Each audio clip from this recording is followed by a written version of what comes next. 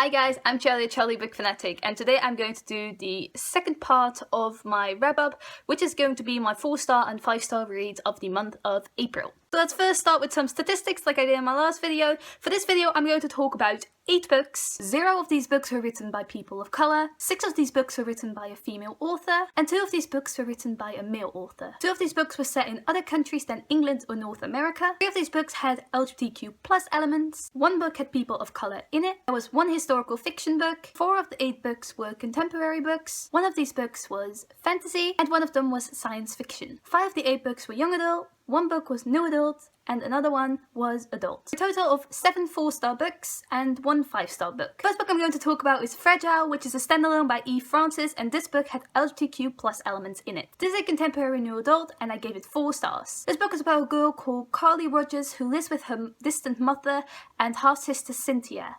Carly starts a new job, which doesn't have anything to do with her college degree, which she's bummed about, but on the job she meets a girl named Ashley, and they have a friendship together that eventually blossoms into a relationship. There's not only a lesbian relationship in this book, there's also a transgender male. I cannot describe this book as anything but lovely. This book felt so realistic to me. It depicted a really healthy and realistic relationship between these 2 girls who respected each other, and I have a review of this book up on my channel, so I will link that down below so you can check that one out. The next book I'm going to talk about is Scarlet, which is the first book in the Scarlet series by A.C. Gaughen. This is a young adult historical fiction about Robin Hood and his counterpart Will Scarlet, but nobody knows that Will Scarlet is actually Scarlet, a girl who is in love with Robin and is in this band of thieves who steal for the poor from the rich, which is basically a retelling of the Robin Hood legends. I also gave this one 4 stars. This book was on my TBR for the longest time, but I sincerely regret not having read it sooner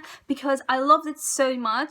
Scarlet is an amazing character. She's so stubborn and she honestly knows what she wants and she goes for it. Scarlet was definitely my favourite character in this book. There was also a love triangle in this book, and normally I'm not the biggest fan of love triangles, but I understood why the love triangle was there. I felt like Scarlet had made up her mind about who she wanted from the beginning, but I understood why it was there because Scarlet was such a good character, and I could imagine why these 2 guys would fall in love with her. I honestly cannot wait to pick up the sequel to Scarlet. Next book I'm going to talk about is Paper Things by Jennifer Richard Jacobson. It's a standalone, and I also gave this one 4 stars. Paper Things is about an 11-year-old girl called Ari and her older brother Gage, who live with their foster mother Jenna, but Gage doesn't click well with Jenna and he wants to leave, and he feels like Ari has to come with him. So he leaves with his little sister Ari. He made Ari believe that he had an apartment for them, but when they leave the house where they lived in with Jenna, he doesn't have an apartment and they become homeless. The story wrapped up a bit conveniently for my taste. Like, everything was good. Obviously it's a feel-good story, but I didn't feel like it was the most realistic thing. Like, I love that it made me feel good, but I felt like it could have wrapped up differently because everyone was happy, everything was good. This book sheds some light on a very difficult subject, which is homelessness, which is a very terrifying and difficult problem that so many people have to deal with. And the relationship between Gage and Ari was really different for me, and it reminded me of the relationship I have with my brother. Like, how Gage acted toward his little sister made me remember how my brother acts toward me. I think that is what made the story so special to me and stand out so much to me, because it is about a relationship between a brother and sister, and I'm very, very close to my brother. I don't think my brother would take me out of the house and tell me he has an apartment while he didn't, you know? Like, he would not lie to me about that.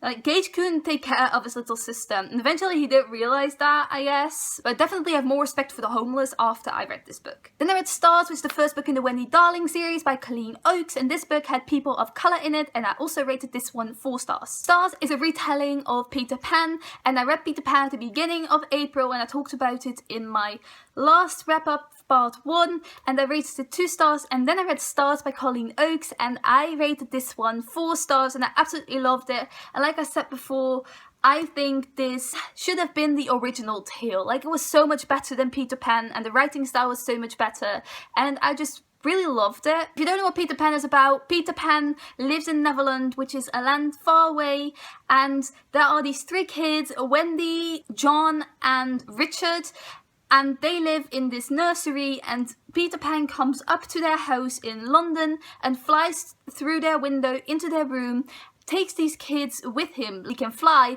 and he brings them with him to Neverland. What I didn't like about the original tale was that I expected a romance between Wendy Darling and Peter Pan, and that's not what I got. Like, I got a mother-son relationship, which I didn't even like, and in this book I got a romance between Peter Pan and Wendy Darling that got so dark I became terrified of it, and that was exactly what I wanted from the original tale. Then I read The Girl Who Fell by Shannon and Parker, and I rated this one 4 stars. And this book is a young adult contemporary. And this book was really difficult for me to read. This book was about a girl who goes to this school, and there's a new guy in school who joins the hockey team, and they meet each other and they start to date each other, and it's all well and good until it isn't. This girl, the main character, has landed herself into an abusive relationship. Not even only mentally abusive, but also physically abusive. I would put a huge trigger warning for this book here. Like, there is violence in this, there is abuse in this, there is also harm to an animal in this. Content to read about that, I would definitely give you this trigger warning. Obviously I knew what the book was about when I started it, but from the first moment on, when we saw the guy in the book, Alec, I knew there was something wrong with him, and my feeling only got worse throughout the book. Like, for most of the book he's perfectly fine, but I didn't feel right with him. Like, I honestly didn't. I felt like he was too controlling from the beginning on. Thea, who is the main character, can't you see this? A lot of people found this frustrating, but I thought it was very realistic, and it reminded me of a relationship I had with a boy, which I also made a video about, which I will also link down below. It is called My Abusive Relationship, but it reminded me so much of the time when my best friend was trying to tell me, Charlie, get out, this isn't good, don't you see what this boy is doing to you? And I was totally oblivious, and this was so confronting to read, because Zafia was exactly like that, and Alec was trying to charm her back into it, and I could recognize my ex in that as well. Like, it was crazy, and I cried during this book because I was so frustrated, because she wouldn't see it. She wouldn't get out of this relationship that was hurting her so bad. And he was trying to separate her from the friends she was with for most of her life. The next book I'm going to talk about is Landline, which is a standalone by Rowell, and this book has LGBTQ plus elements in it. I also rated this one 4 stars. Landline is about this woman named Georgie McCool who is married to a man named Neil, and they have 2 daughters together. Then Neil and Georgie are planning on going to Omaha, where Neil's parents live, for Christmas, but Georgie has something come up on her job, and she has to tell Neil she can't go with him because she has to work all the way through Christmas. Neil is getting mad with her, and he takes their daughters and goes off. Georgie stays behind, and she is trying to fix her marriage with Neil through this yellow landline. This yellow landline was able to speak to her husband in the past, like 1998. And that way she is trying to revive her marriage and talk to Neil before he asked her to marry him. This is honestly the only book I like by Rainbow Rowell, and this is her adult novel. I just don't like the way Rainbow Rowell executes her ideas. Like, I didn't like Fangirl, Eleanor and Park, Attachments. Like, I have written 4 of her fucking books now, and I only like the 4th one. Like, I'm glad I went on with her books, I'm only sad that it took this long. I actually felt a lot of sympathy for the main character, Georgie, and how she was trying to revive her marriage, but you have to admit she was somewhat pathetic at times. I did like how the romance with her and Neil played out, although Neil was a bit of a wet blanket, not going to lie about that. Like, I didn't see what Georgie saw in him. Like, I was like, get with your best friend, girl, he's way more fun. But no, she stayed with Neil, and he I actually felt like they were in a fight for most of the book. Like, they were, but also on the yellow landline, I was like, kind of weird that you're talking, like, you're 40 and you're talking to your, not even husband back then, but your husband back in 1998. It felt kind of, I don't know, cougar-y. I honestly wouldn't recommend any of her YA works, but I know a lot of people love them. But I don't think I'm going to read any more of her YA books. Releases an adult book I might think about, because I like this one, and I noticed a huge difference in the writing style between her young adult books and her adult book. but I won't pick up another YA book by Rowell. My last 4-star book was Fuzzy Nation by John Scalzi. Fuzzy Nation is about a man called Jack Holloway who lives on this planet with the company he's working for, and they're staying on this planet because they found a new planet and they're trying to exploit the resources this planet has. Then you can compare it to an oiling company, like companies that pump up oil from the ground and ravage the entire landscape, and that is what Zarathustra does, which is the company within this book. And then Jack finds these fuzzies, or they find him.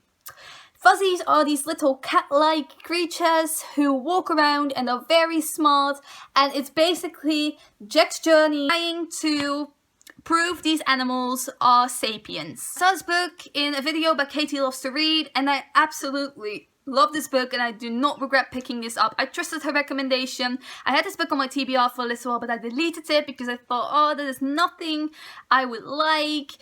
But I did. I picked it up again after watching one of her videos and I was like, yes, this is absolutely great. After that, I added The Old Man's War to my TBR because I wanted to read something else by John Scalzi. It's kind of hard to get into at first and I didn't know if I wanted to continue on, but after I did continue on, I really became to like it and really came to like the main character, Jack Holloway, who is something different, I can tell you. Like, he is so witty. I love how Jack always managed to turn situations into something he could take advantage of while still doing the right thing. And the last book I read was a standalone by Emil Ostrovski and it's called Away We Go. It has LGBTQ plus elements in it and I gave it 5 out of 5 stars. I just noticed it doesn't have a high rating on Goodreads. It has a 3.15 average rating, which is pretty low for a Goodreads book. But I love this. On Goodreads, it said it was a contemporary book. When I actually read it, I noticed it had fantasy elements in it, but it's set in our world. But I should have noticed that when I read the synopsis because this book is about these children who have PPV, which is Peter Pan virus, which doesn't exist. Like, come on, Charlie, come on. At the beginning of the book, it is explained what PPV exactly is, but there are these children who have PPV and there is no cure for it. They are all dying and they get into these clinics and in these clinics, some children are smarter than others and they can write into this school. It's called Westing and then you can be admitted to the school, but it's a very exclusive elite school and only the smartest students can get in. But none of these students actually graduate because they die before they do. This book is about a guy called Noah who's in a relationship with this girl called Alice and there is his best friend Marty. There is also the guy Noah has been in love with for ages while he has a girlfriend and he is called Zach. I don't know why I did not expect a dark contemporary, but this was definitely a dark contemporary. I think I did not expect it because I expected it to be light-hearted and that is what the book is sometimes, but mostly towards the beginning of the book, it was so dark and it got darker and darker that I was just sobbing my eyes out. The writing style was really poetic and flowery and it kind of reminded me of the writing style of Benjamin Alire-Sanz, and I absolutely love his writing style because, as you know, he's my favorite author, but I felt like Emil Ostrovski's writing style was also kind of pretentious at times. Like, it's not exactly Benjamin's writing style. Like, no one can exceed Benjamin in my head. But the writing style reminded me so much of him, of his writing style, that I just had to like it. Noah was so likable that it made it really hard to dislike him while he did some shitty things, especially to his girlfriend Alice, who was so good to him, but he was in love with a guy while he had a girlfriend and he wasn't even honest to her about it. He never told her. He couldn't. He just didn't. And he also cheated on her on multiple occasions. Not even with Zach. Like, what? And he didn't tell her. He didn't tell her about these things. She heard it from other people. And then she didn't even get fucking mad at him. She was just like, Noah, why didn't you tell me? And I was like, yeah, Noah, why didn't you? Why did you do it? Also, the timeline was really confusing in this book. The timeline jumps around a lot. Like, there is this great big thing that's going to happen, and that is where some parts of the book start, like 6 months before the great big thing happens, and then it suddenly jumps to 8 months before the great big thing happens, so it's going back in time, and then it's only 3 months before the great big thing happened, and then it goes back to 5 months before the great big thing happened. Like, what? It's jumping around forward in the timeline and back, and like, I didn't know where we were in the timeline. Like, it didn't become clear to me from the story either. I was like, What? Also, a full review of this book is up on my channel, so I will also link it down below if you want to know more about this book, so you can watch my review then. These are the 8 books I wanted to talk about in this part of the wrap-up. I read a total of 15 books this month. I also DNF'd 1 book, but I didn't feel like I want to talk about that because it was so shitty. I don't even want to speak about it anymore. Anyway, this was my wrap-up. I hope you enjoyed it. Let me know down below what you read in April. Have you read any of the books I read? Do you want to read any of the books I read? Let me know down below. Thank you for watching. Goodbye!